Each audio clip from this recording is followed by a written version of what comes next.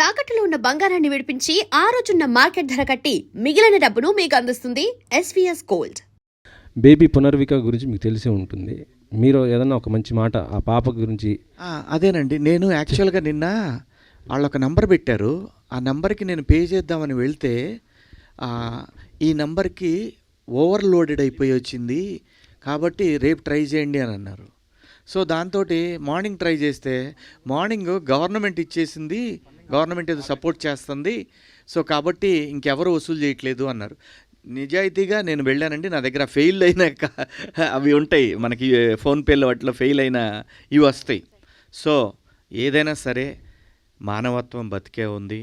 నిజంగా చాలా కొన్ని లక్షల మంది రియాక్ట్ అయ్యారు. సో ఇదే కంటిన్యూ అవ్వాలి. మనం మనుషులం, అందరం కలిసి ఉందాం, అందరూ బాగుండాలి, అందులో అందరూ ఉండాలి. అది. Thank you. అలీగారు, నీ జీనీ ప్యాంటు చూసి బుల్లెమ్మో పాట దగ్గర నుంచి మీరన్నా, మీ పాటలన్నా, మీ డ్యాన్స్ అన్నా ఇష్టపడిన వాళ్ళు చాలామంది ఉంటారు. సో ఎస్పెషల్లీ పాయా సాంగ్ చాలా అద్భుతంగా ఉంది సాంగ్.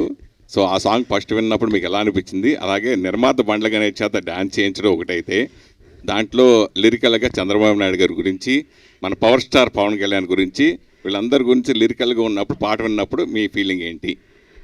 యాక్చువల్గా ఆ పాట తీసుకొచ్చింది నేనే. సో అదే అది చెప్పారులే.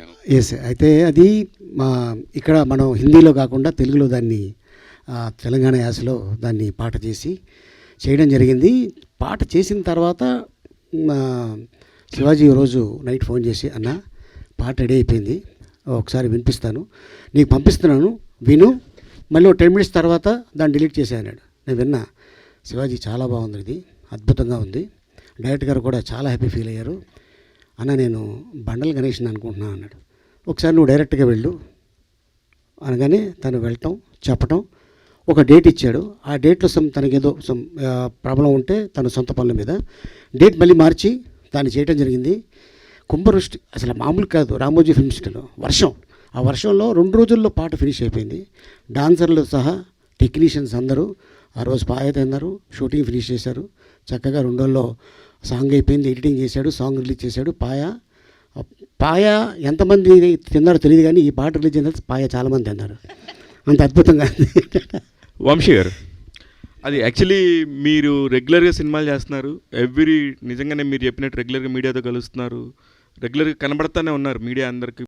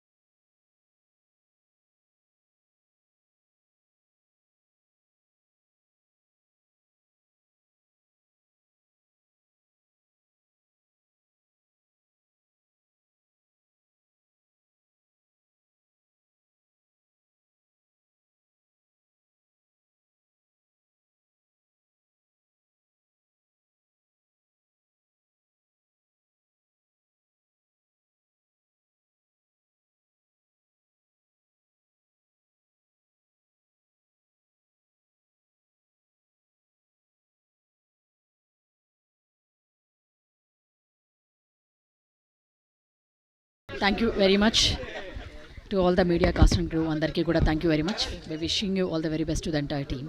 Thank you.